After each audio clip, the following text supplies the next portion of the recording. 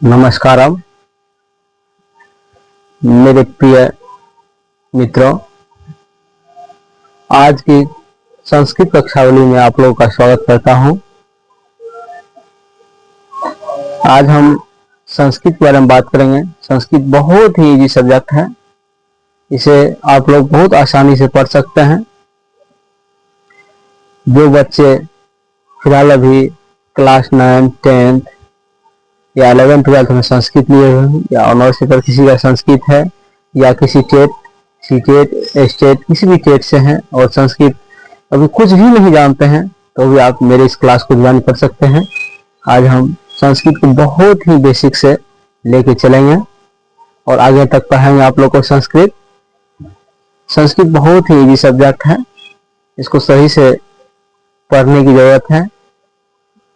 चलिए, जैसे हम लोग हिंदी पढ़ते हैं उसी तरह संस्कृत भी है। चलिए आगे हम संस्कृत पढ़ते हैं। आज की पहला चैप्टर है और भाग प्रथम है ही वर्णमाला। हम बहुत ही बेसिक से शुरू करेंगे, जिसे कोई भी बच्चे पढ़ना छोड़ चुके होंगे और चाहते हैं कि फिर से हम संस्कृत की तैयारी करें, तो आप कर सकते हैं। इसीलिए हम बहुत बेसिक से शुरू करेंगे। आज हम वर्णमाला, संस्कृत की वर्णमाला पढ़ेंगे। चलिए आगे हम शुरू करते हैं। एक मेरा गुजारिश है आप लोगों से कि आप लोग कम से कम कॉपी में लिखते चले और लिखने के बावजूद 2-4 बार रीडिंग मारे, और रीडिंग मारने के बाद आप कॉपी को ढक के फिर से उसको अपने मन से लिखने का प्रयास करें। संस्कृत रटने की चीज नहीं है, बस इसको समझा जाए सही से और प्रैक्टिस किया जाए। संस्कृत बहुत ही जल्द हम सीख सकते हैं। चलिए आगे सीखते हैं।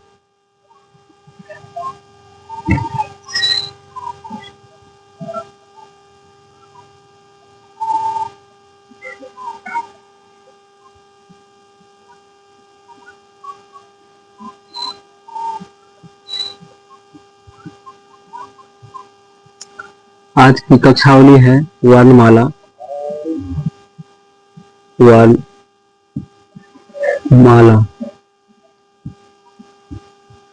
वर्णमाला के बारे में जानते हैं। हम हिंदी में पढ़ चुके हैं वर्णमाला, उसी तरह से ही संस्कृत में भी है। वर्ण कई प्रकार के होते हैं, स्वर वर्ण और व्यंजन वर्ण। संस्कृत में स्वर वर्णों की कुल संख्या 13 है और व्यंजन वर्णों की कुल संख्या 33 है। चलिए आगे हम देखते हैं। सबसे पहले हम वर्णमाला जानते हैं किसको बोलते हैं। वर्णमाला वर्णों के समूह को हम वर्णमाला कहते हैं। जैसे एक साथ कई वर्ण रहते हैं, उस समूह को हम वर्णमाला कहते हैं। चलिए वर्णमाला का डिफिनेशन लिखिए।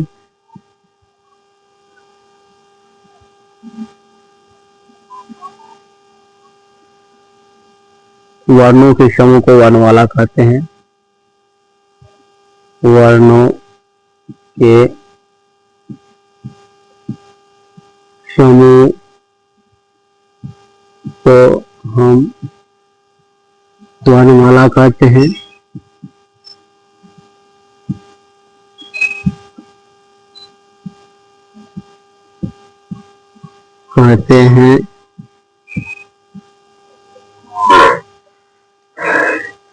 वर्ण दो प्रकार के होते हैं।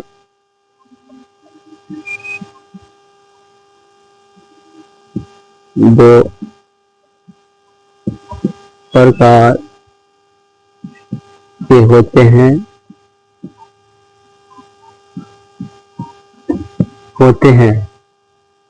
पहला स्वर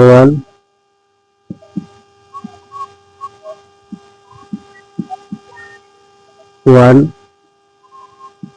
दूसरा व्यंजन वर्ण।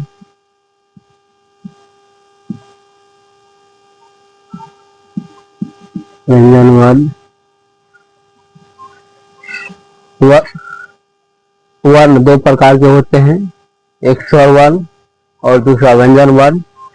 स्वर वर्ण की कुल संख्या 13 है और व्यंजन वर्ण की कुल संख्या 33 है। चलिए हम स्वर वर्णों की डिफिनेशन देखते हैं।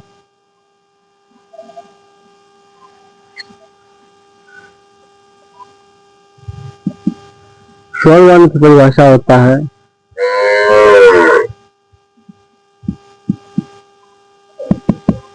जो वर्ण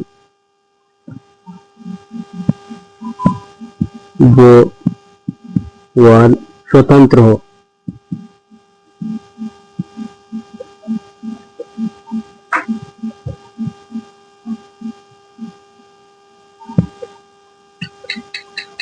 स्वतंत्र हो उसे स्वर वर्ण कहते हैं। स्वर वर्ण कहते हैं।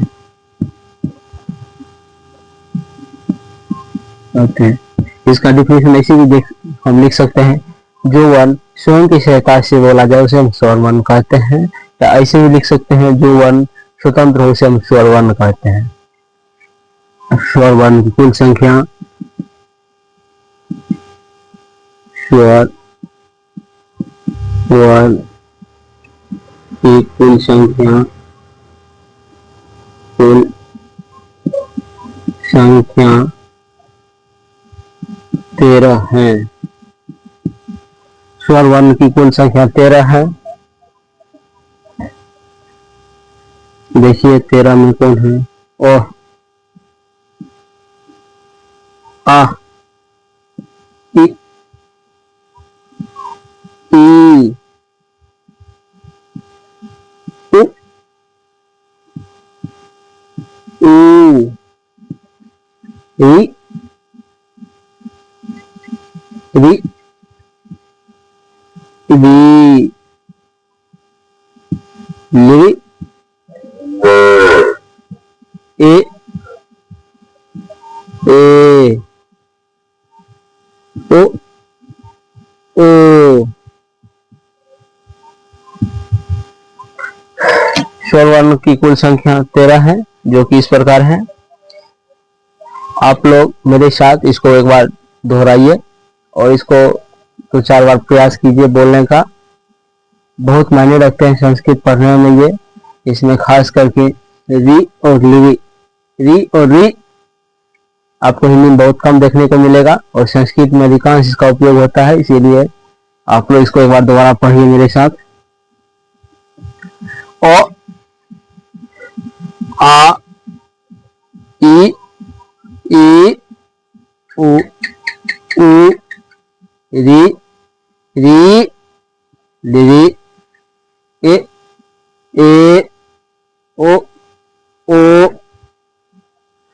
आप लोग इसको 2-4 बार पढ़िए। आगे हम व्यंजन वर्ण की बात करते हैं। चलिए व्यंजन वर्ण। व्यंजन वर्ण वह वर्ण जो किसी की सहायता से बोला जाता है, जैसे कि स्वर वर्ण की सहायता से बोला जाता है, इसीलिए उसको व्यंजन वर्ण कहते हैं। इसका परिभाषा यही होगा, व्यंजन वर्ण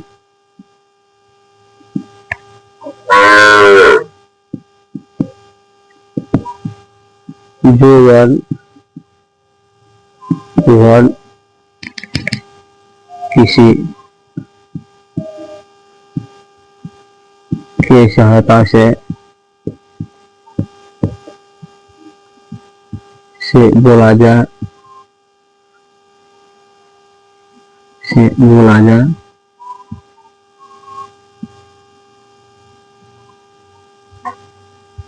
बोला जाए, उसे व्यंजन वर्ण कहते हैं।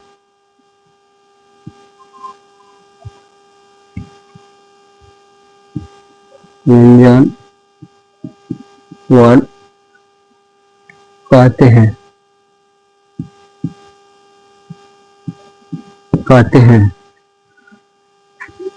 जो वर्ण किसी अन्य की सहायता से बोला जाए उसे हम व्यंजन वर्ण कहते हैं। जैसे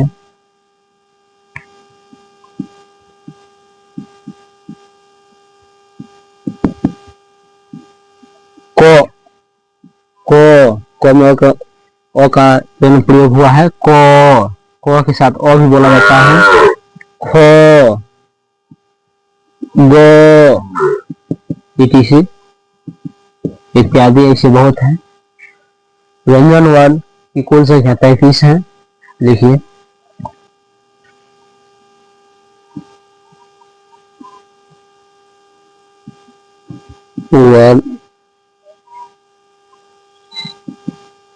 व्यंजन वर्ण की संख्या 33 है। इसको 5 वर्ग में बांटा गया है। चलिए देखते हैं कौन कौन 33 है। को हलंत हलंत लगल है इसमें। हलंत के बारे में आगे पढ़ेंगे। चलिए गो घो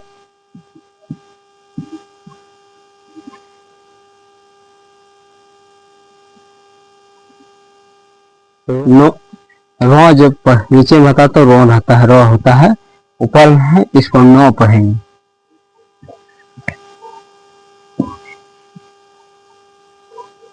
जो जो जो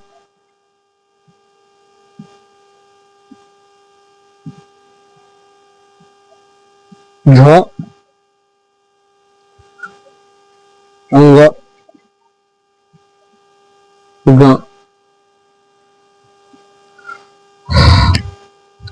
पढ़िए मेरे साथ एक बार। क ख ग घ न च छ ज झ ज्ञ ज्ञ। आगे लिख लीजिए। उसके बाद इसको मिटाएंगे, फिर ऊपर से लिखेंगे। दिखाई नहीं देगा नहीं तो आप लोग को। चलिए मिटाते हैं जो नहीं लिख पाए हैं। वीडियो को एक बार रोक के लिख लीजिए।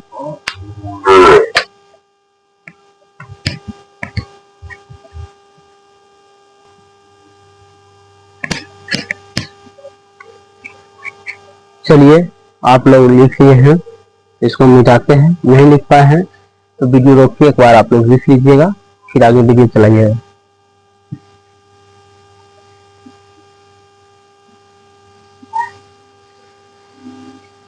संस्कृत हिंदी की तरह ही है, इसके सभी वर्ण जैसे जैसे आप लोग हिंदी में पढ़े हो वैसे वैसे संस्कृत में भी है। आप लोग को पढ़ने में कोई कठिनाई नहीं होती है, हम जान सकते हैं बात को। किसी को कोई कठिनाई हो रही है तो आप लोग वीडियो में कमेंट कर सकते हैं, या व्हाट्सएप नंबर, मेरा व्हाट्सएप नंबर है 9708705203। इस पे आप कमेंट कर सकते हैं। कमेंट कीजिएगा तो कमेंट में सबसे पहले आप संस्कृत वाला जरूर लिखिएगा।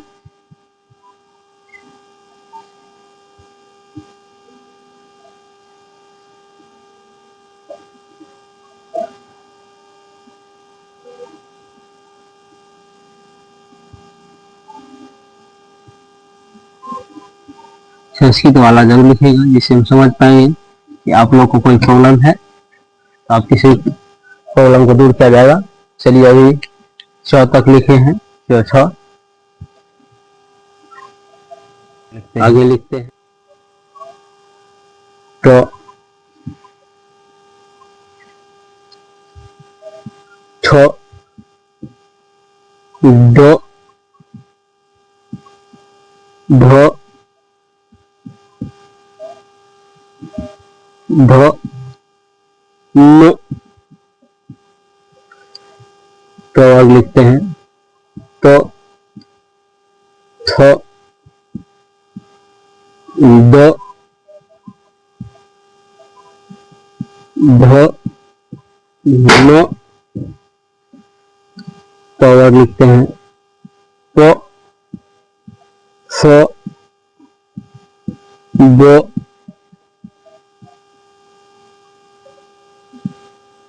ध न य य ल य श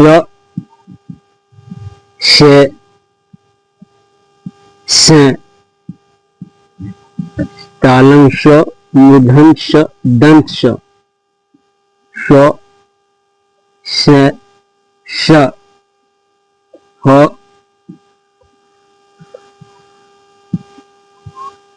ह। ये हुआ व्यंजन वर्ग। इसकी कुल संख्या 35 है। आप लोग इसको जरूर एक बार दोबारा पढ़ लीजिए। एक बार मेरे साथ पढ़िए, उसके बाद आप लोग पढ़ते रहिएगा।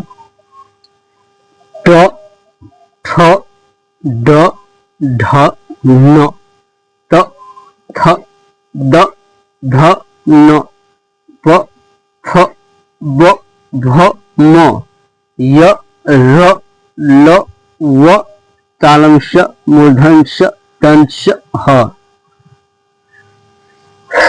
आप लोग को बताए थे। इसके बाद हम हलंत के बारे में बताएंगे। इसको लिख लीजिए, उसके बाद हम हलंत के बारे में बताएंगे। लिखिए लिख लीजिए इसको, उसके बाद हलंत के बारे में हम बताएंगे।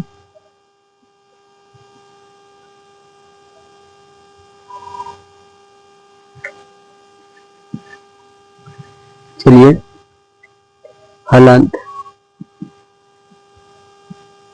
जो शब्द जो व्यंजन, ऐसे लिखिए, जो व्यंजन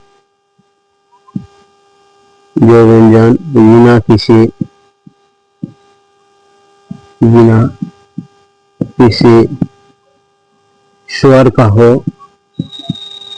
स्वर का हो, उसे हलंत कहते हैं। हलंत कहते हैं।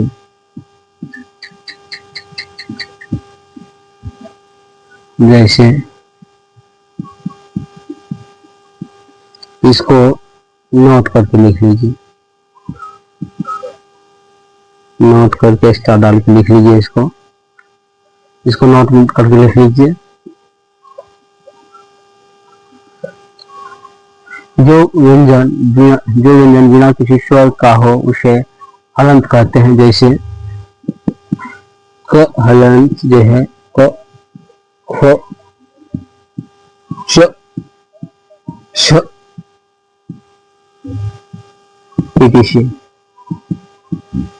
इत्यादि।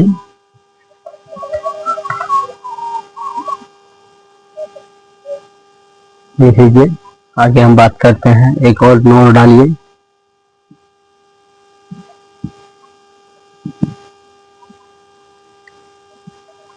जो वर्ण, जो व्यंजन वर्ण, इसे लिखिए। जो व्यंजन वर्ण स्वर साथ हो, स्वर के साथ हो, उसे अकारांत कहते हैं।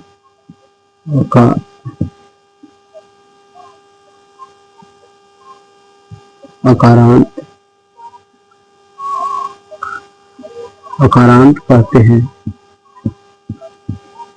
हैं। जैसे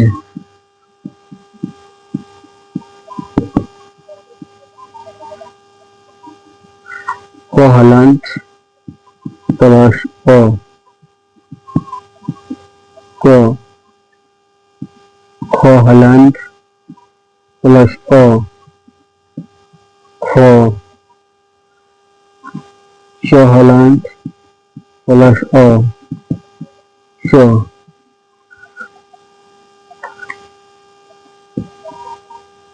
छ हलंत प्लस अ, छ, छ हलंत प्लस छ,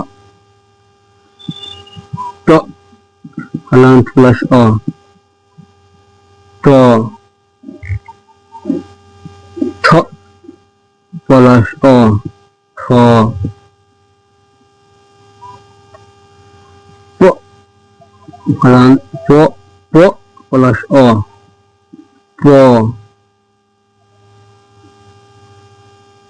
इस प्रकार और सभी में इसमें हलंत लगल रहता है। इसमें स्वर जोड़ने के बाद पूरा वर्ण व्यंजन वर्ण बन जाता है। वो नहीं है जिसमें स्वर निकल जाता है, जिस वर्ण से, व्यंजन वर्ण से, तो उसमें हलंत लग जाता है। याद रखिएगा आप लोग। जिस वर्ण से व्यंजन स्वर निकल जाता है, जिस व्यंजन वर्ण से, उसमें हलंत लग जाता है। चलिए लिखिए।